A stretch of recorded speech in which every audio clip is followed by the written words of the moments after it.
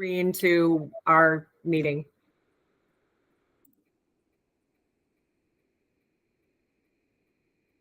Okay. Matt, are you ready?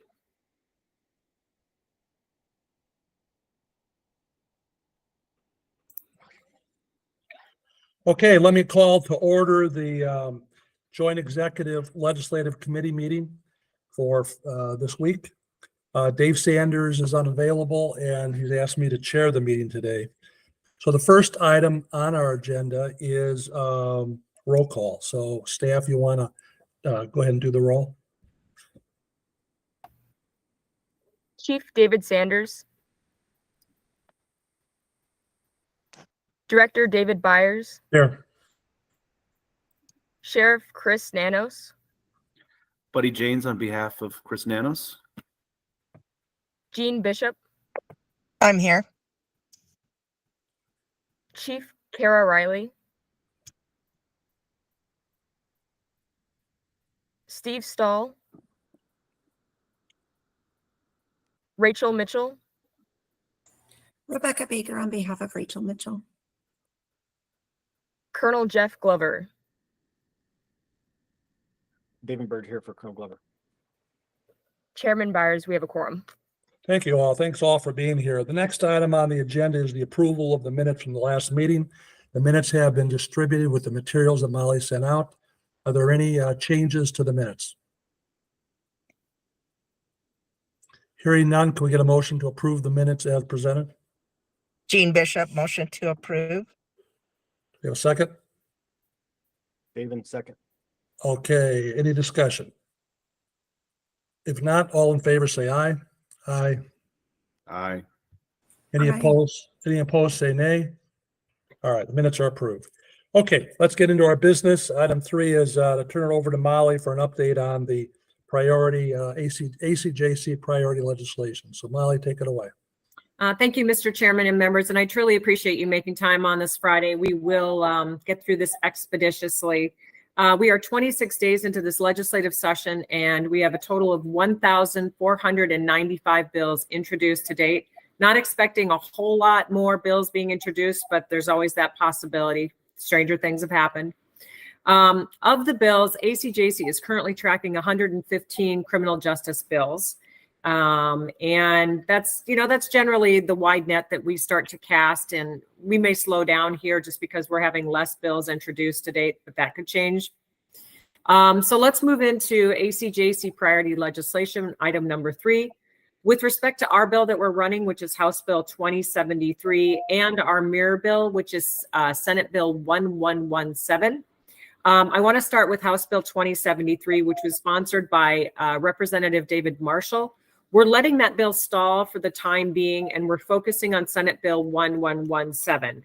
Senator Ken Bennett has agreed to sponsor our mirror bill. We've been going through a bit of a process with the bill, especially with respect to the appropriation, because we're all recognizing that no new appropriations are going to be approved this year.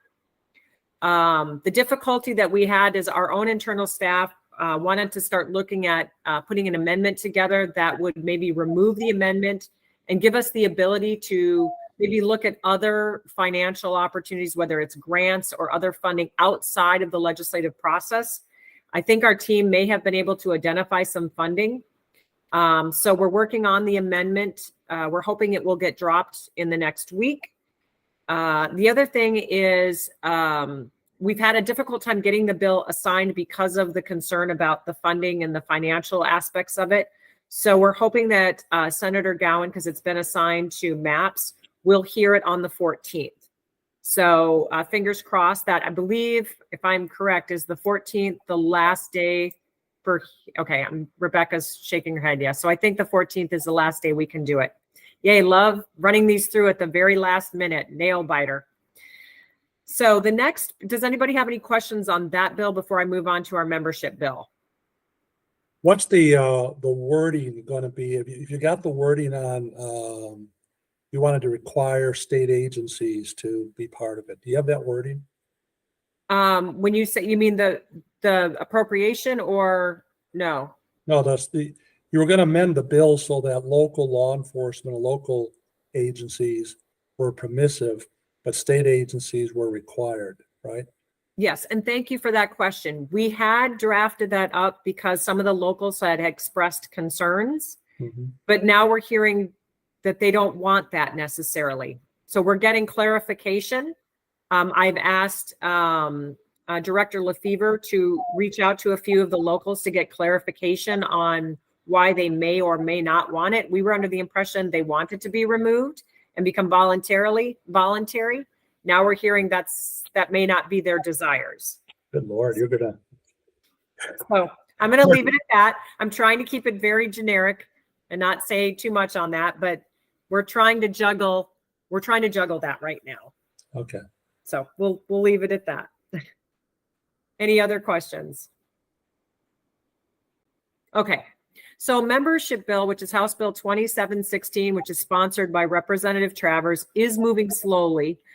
This bill has been assigned to government. This is the bill that would allow us to add a public defender, a victim's advocate, and a tribal chief of police or a tribal victim's advocate. I am meeting with the chairman of government on Monday to see if we can get it assigned soon. I know that the county board of supervisors, which Jean is a part of, they're doing an APB to kind of get everyone all involved now to sign in on that bill to get support. I think because it was sponsored by a Democrat, there's still some concerns about politics behind the scenes on that one. But we're hoping that they see the value and understand that this should not be a political basketball for the parties. And so I don't know, Jean, did you have anything you wanted to add on that or anything you wanted to express on the bill? You're muted. Thanks, Molly. I think it's going to gain support. We've talked about it in our meetings previously, and it made sense when they just wanted to add a public defender, and now we're adding even more. So I will push to get more information out on it. And Jacob did send out a group email to everybody asking them to sign in and support.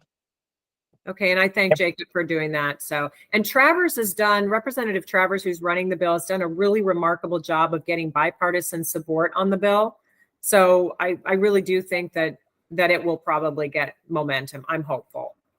Anybody else have any questions or concerns about the membership bill? Nope, hearing none. So last week, the commission voted to have staff approve signing in support of House Bill 2243, which is the fingerprint criminal history bill. We have done that, and it has been assigned to the House Military and Public Affairs Committee.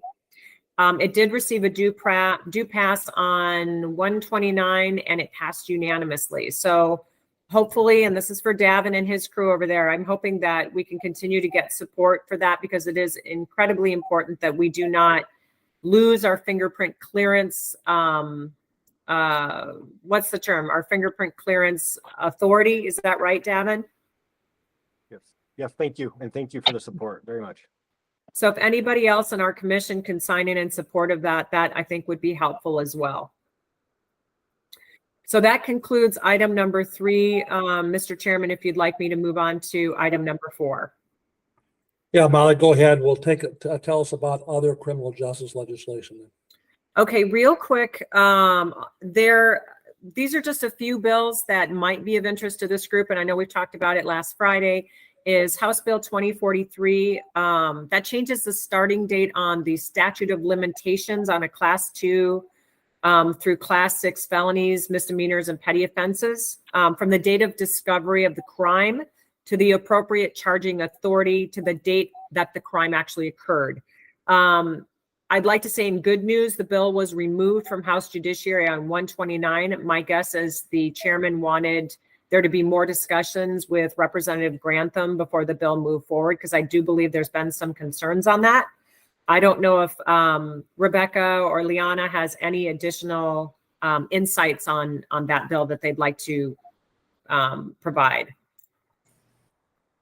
I can share that the county attorney is not supportive of that bill. She has some concerns about changing the statute of limitations to the date of offense. And so I met with Mr. Grantham and I shared those concerns with him.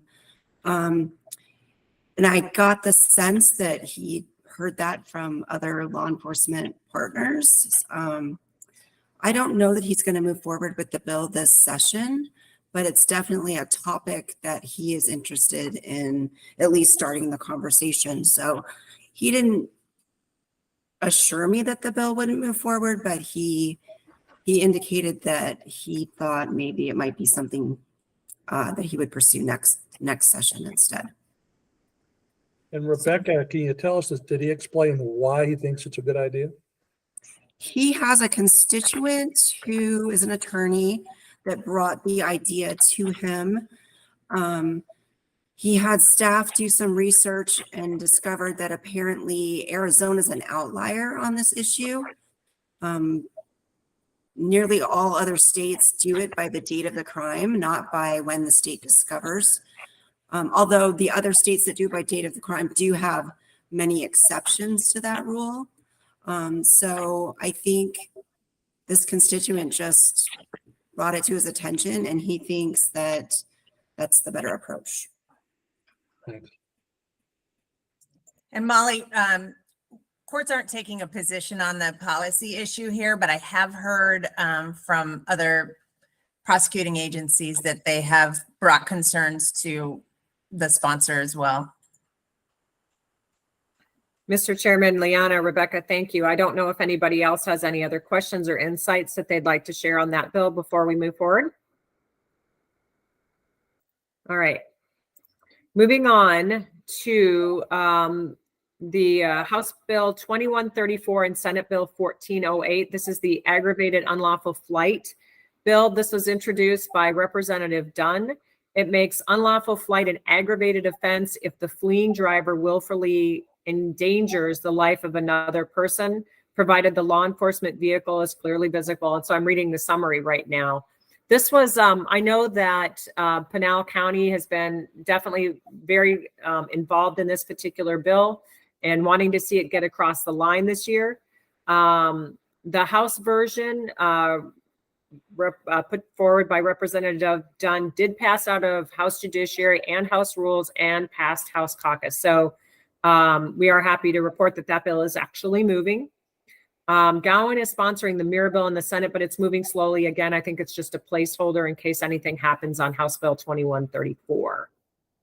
I believe that is all just kind of the bills that I've been tracking that have had the most movement this week that I think are most critical to this group.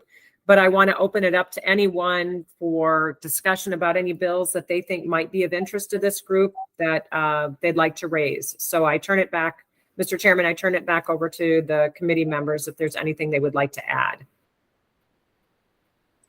All right, members, any other bills you want to talk about? Leanna, we just did our review recently. Anything you could think of that would be of particular interest to the criminal justice community that's scheduled next week? Gosh, so many bills. There were quite a number of bills, criminal justice bills, things like adding a new drug to the dangerous drug list and just a variety of things out there. Well, the xylazine, and I know Rebecca also had her hand up as well, but what is it? Are you referring to the xylazine bill, Director? Yes. Okay. Rebecca, did you have your hand up? I didn't see it. Yeah, I just wanted to let you guys know there's two bills that Mr. Kern dropped. It's 1474 and the other one is 1646. They probably look familiar because last year my office ran a bill that would have made it so that if a person committed a new felony while they were on probation, they would be held without bond on the probation violation matter until they resolved their petition to revoke. It passed, but it got vetoed, and the governor encouraged the sponsor to get a more consensus bill. So during the interim, I met with the folks that opposed the bill, and we worked out some language that they are not opposed to.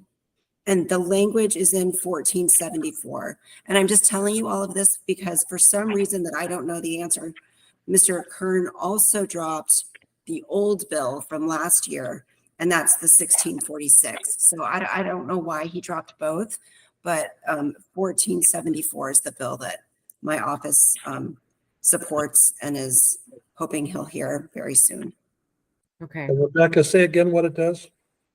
The bill, it says that if a person commits a new felony offense while they're on probation, the prosecutor or the probation department can ask the judge to issue a warrant for their arrest.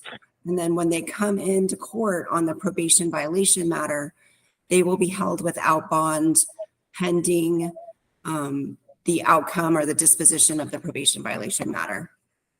So it's not that they're convicted if they're arrested for a new felony, if they're charged with a new felony. If they're Okay. charged, if they're indicted if they're charged with a new felony offense while they're on probation.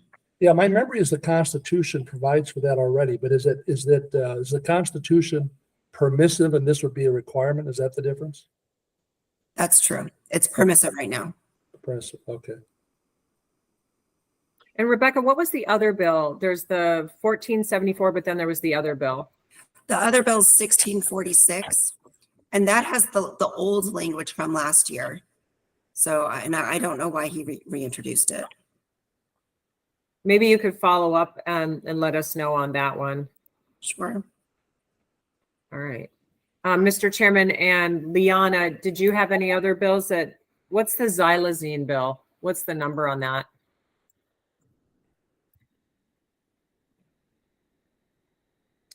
I don't know, it looks like is Leanna frozen? Oh, you're there. No, I was just trying to look it up and I don't know it off the top of my head, Molly. Okay, that's okay. Oh, I would it's put- 045. Thank you. 2045. Okay, that's the dangerous drugs definition of xylazine. So this bill seems to be moving, Mr. Chairman. It's scheduled to be heard at House Judiciary on 2/7. I do believe they did make the amendment to remove the veterinarians from the bill so they could still administer it as they do within their practices. And it passed they must have, because they had to have the amendment on it. So it's going to be heard on 2/7 with the new amendment. Actually, I think it's a striker now. Is it? Oh, no, never mind. It's not. There's just a big amendment. Okay. Sorry, I was reading the amendment and it seemed to be something else. You're right. Okay. Mr. Chairman, were there any other bills that you wanted an update on? I mean, and yes, there's a lot of bills right now that they're tracking, but I figured we can certainly highlight any that I send out the tracking list in advance to see if there's any that anyone is concerned about. Well, we're coming up on the deadline here in 2 weeks to hear bills, so then the numbers will drop off, and then we can focus probably on those criminal justice bills that are moving. That'll bring our focus to a smaller group. Yes, sir. All right, any other bills, any other thing of interest from anyone? So that would conclude my legislative report. All right, the last item on our agenda is a call to the public. Staff, do we have any public signed up to speak to us? Mr. Chairman, I am looking at my email right now and I do not have anyone that has contacted me. All right, and then next meeting, Molly, what do you think? Should we do it in 2 weeks? Do we need to do it next week or do we need 2 weeks? I would suggest we do one on the 9th. I am actually, I believe, out of town on the 16th, but I would say if we could meet on the 9th, because that would be kind of the week before the end of the bills will be heard the following week. So I would say that would be good for us to meet on the 9th. All right, members, are you agreeable to meeting next week then? Try to keep the meeting short, but we'll focus on things of interest. All right, any other business? If not, everybody have a great weekend and we're adjourned. Thank you, Mr. Chairman.